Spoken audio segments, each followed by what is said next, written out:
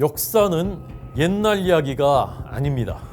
이 대한민국 해방 정국은 남로당을 빼놓고는 이해할 수가 없고요. 그런데 이렇게 기세등등했던 남로당의 운명을 뒤바꿔 놓은 역사의 대반전이 일어납니다. 그러나 예나 지금이나 어떻게 진실을 완전히 덮을 수가 있겠습니까?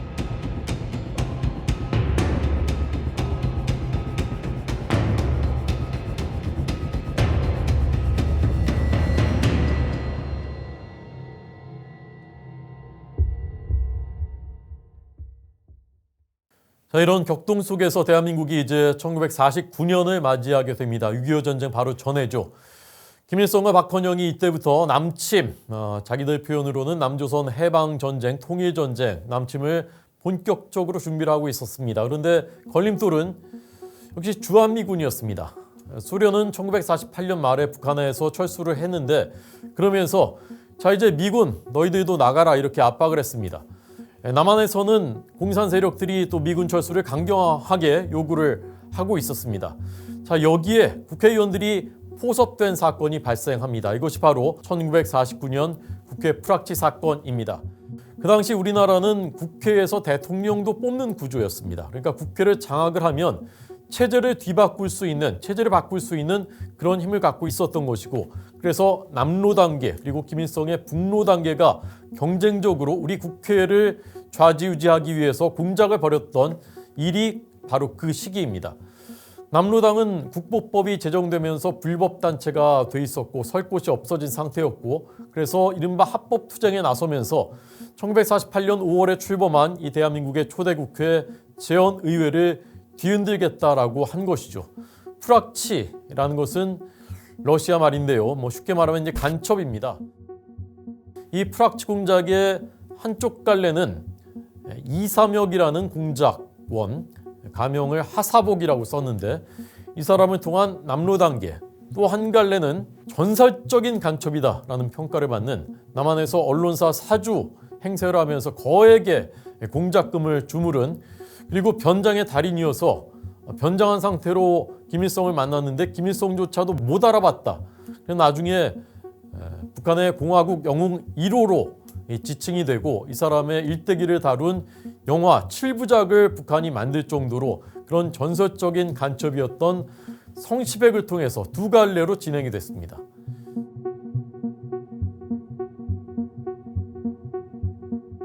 이 남로단계 이삼혁이 1948년 12월에 난파가 돼서 그때 우리 국회의 소장파의 중심 인물이었던 노일환, 이 동아일보 정치부장 출신이고요. 그리고 이문원, 이 두 사람을 제일 먼저 포섭해서 남로당에 가입을 시켰습니다.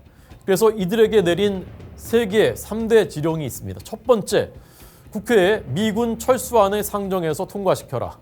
두 번째, 그것이 여의치 않으면 유엔 한국위원회에 미군 철수를 요구하는 진원서를 제출해라. 세 번째, 여기에 찬성하는 의원 100명을 확보해서 연판장 서명을 받아라 라는 것이었습니다. 당시에 재헌의회 정원이 200명이었으니까 100명 이상을 확보를 하면은 완전히 나라를 뒤집을 수 있는 그런 상황이 됐었던 것이죠. 이 공작에 노일환, 이문원과 함께 중심이 됐던 사람이 바로 당시에 국회 부의장이었던 김약수였습니다. 김약수는 1925년 4월에 박헌영과 함께 조선공산당을 창당했었던 공산주의의 거물이었습니다.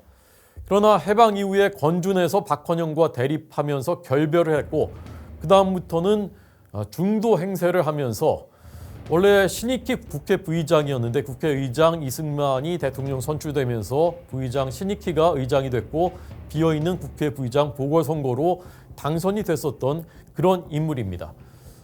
이들은 지령대로 실제로 미군 철수안을 2번이나 국회에 상정을 했습니다. 그러나 모두 부결됐습니다. 그러자 유엔 한국위원회에 미군 철수를 요구하는 진원서를 실제로 3월에 제출을 했습니다. 그리고 재헌의원 가운데 100명까지는 포섭하지 못하고 62명의 연판장 서명을 받아서 미군 철수하라 이렇게 요구하기 시작했습니다. 실제로 어떤 일이 일어나느냐, 미국이 1949년 6월 30일에 4만 5천 전 병력이 한반도에서 철수를 합니다. 군사 고문단 487명만 남겨놓은 상태였습니다. 물론 4.3 사건, 여수 순천 사건이 어느 정도 해결됐다라는 그런 판단, 그리고 국내외에서의 그런 압박들이 있었기 때문에 결정한 것이지만 국내에서의 이런 움직임도 적지 않게 작용을 했던 것을 부인할 수가 없는 것입니다. 자, 만약에 이때 미군이 철수하지 않았다면은 그 다음에 무려 500만 명의 사상자를 발생시킨 우리 민족 최대 그 비참한 비극 6.25 남침이 그렇게 쉽게 가능했을까? 안타까운 생각이 들게 되는 대목인 것이죠. 자, 이렇게 교묘하고 집요했었던 국회 프락치 공작이 발각된 것은 1949년 4월에 정말 그 집요하게도 대공수사를 벌인 대공수사 담당자들이 있었는데 서울시경 사찰과가 충무로에 있었던 수상한 집 여기를 급습을 했는데 여기가 남로당 특수조직부의 아지트였습니다. 수많은 문건들이 압수가 되는데 그중에 주주총회 보고서라는 것이 있었습니다. 여기에 주주들의 활동 상황, 평가 이런 게 담겨 있었는데 이 주주가 암호로 돼 있었는데요. 천신만고 끝에 이 수사팀이 암호를 해독해 봤더니 이 주주 명단이 놀랍게도 우리나라 국회의원 30명의 이름이었습니다. 자, 이 문서를 단서로 해서 오재도 검사 그리고 김호익 총경 이 대공수사팀이 수사를 벌인 결과 김학수, 노일환, 이문원 그리고 김옥주 4명의 의원이 아까 말씀드린 이삼혁과 접선을 했고 이삼혁의 뒤에는 박헌영의 비서 박시연이라는 사람이 있었고 그 다음에 정재한이라는 중년 여성이 포목장수로 가장을 해서 개성을 드나들면서 그때 개성은 남한 땅이었는데 드나들면서 해주에 머무르고 있던 박헌영에게 개성을 통해서 암호 문서를 전달하는 레포, 연락책이라는 말입니다. 이 레포라는 사실을 밝혀내게 된 것입니다. 자, 이게 점점 사건이 실체가 드러나기 시작하자 49년 8월 12일에 남로당이 이 사건 수사를 총괄하고 있었던 김호익 총경, 전설적인 대공수사관입니다. 이 김호익 총경을 서울시경 별관 집무실에서 권총으로 암살을 할 정도였습니다. 전국이 충격에 빠졌습니다. 그 정도로 남로당이 굉장한 위기감을 느꼈던 것입니다. 그러나 결국은 수사가 진행이 됐고 국회의원 13명이 재판에 넘겨졌습니다. 15번 공판이 진행된 끝에 전원이 유죄 판결을 받았습니다.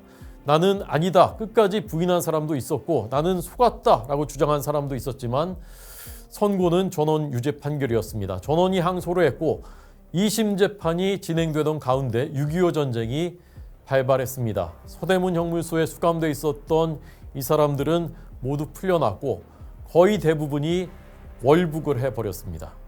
그래서 북한에서 이런저런 직책을 맡고 있다가 1953년에 김일성이 박헌영을 숙청할 때 남로당 계열로 모두 몰리면서 비참하게 함께 숙청이 됩니다. 대부분이 벽지나 수용소에 있다가 비참한 최후를 맞이했다고 합니다. 자, 그런데 이 사건이 조작된 것이다 라는 주장이 1990년대까지도 좌파 진영에서 꾸준히 제기가 됐습니다. 지금은 돌아가신 박원순 전 서울시장 당시 변호사 대표적인 인물입니다. 5.18을 청산하는 반민특위의 적극적인 의원들을 이승만 정권이 조작해서 이 국회 프락치 사건을 만들어서 이걸로 잡아 가두는 바람에 결국 반민특위가 해체된 것이다 라는 그 논리였습니다. 그런데 정말 역설적이게도 이 사건이 조작이 아니다라는 결정적인 증거를 1997년 5월 26일에 북한 정권이 발표를 합니다. 그날 노동신문이 전설적인 간첩 아까 말씀드린 성시백을 추모하는 특집 기사를 실었는데 여기에 이런 내용이 등장합니다.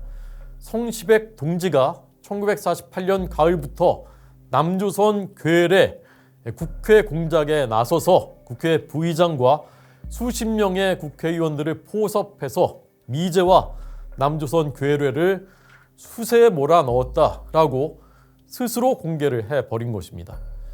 이러면서 이 국회 프락치 사건 조작설 이것이 이제 힘을 잃어버리게 되는 것이죠.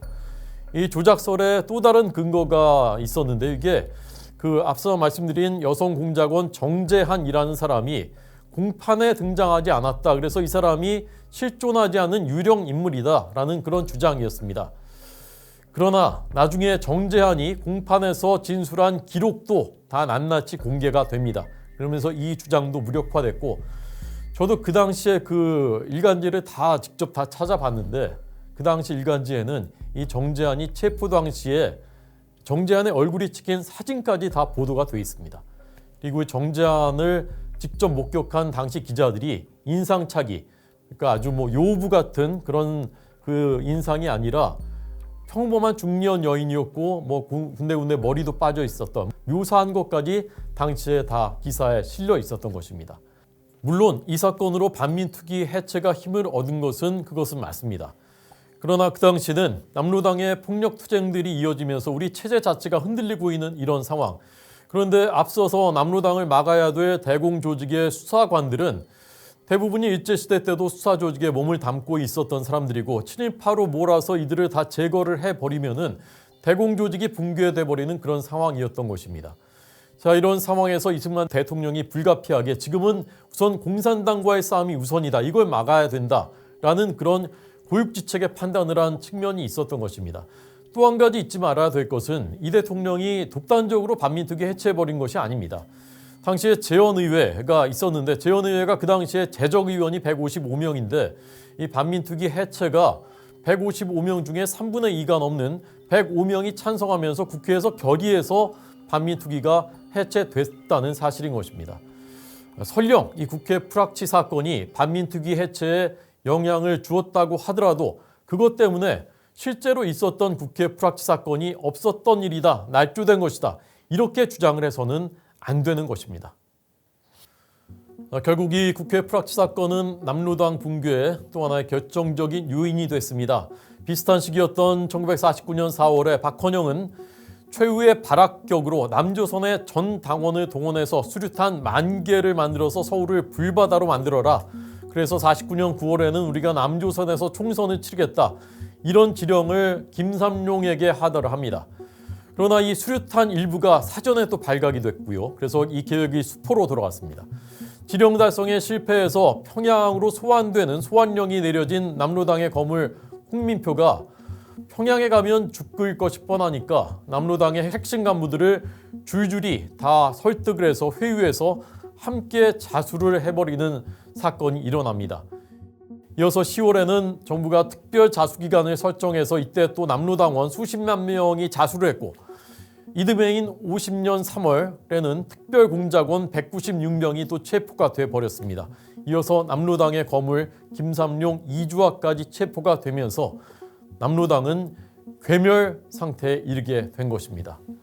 자, 박헌영은 김일성에게 우리가 남한에 쳐들어가기만 하면 남로당원들이 전국에서 봉기해서 남한은 곧바로 무너질 것이다, 이렇게 호언장담을 했었지만, 이렇게 남로당이 전쟁 직전까지 사실상 괴멸돼 버렸기 때문에 이런 일이 일어나지 않았고, 실제로 김일성과 박헌영은 인천 상륙작전 이후에 국경지대까지 쫓겨가서 국경지대 만포진에서 50년 11월에 이 문제를 놓고 심한 언쟁을 벌였습니다.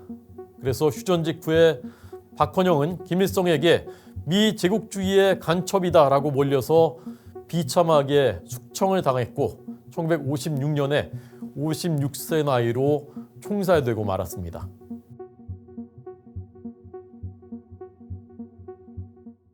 자, 이렇게 해방정국에서 일어났었던 이 사건들, 우리가 지켜나가야 할 자유민주주의, 그리고 시장경제, 그리고 어떤 수단을 써서든지 자신들만의 정의를 실현하겠다라는 독성과 폭력에는 단호하게 우리가 대응해야 한다라는 사실, 그리고 북한의 불의한 4대 세습정권, 그 공산 세력의 본질을 어떻게 우리가 이해해야 할 것인지, 이런 것에 대한 교훈을 지금 우리에게도 주고 있습니다. 역사는 오늘의 거울입니다.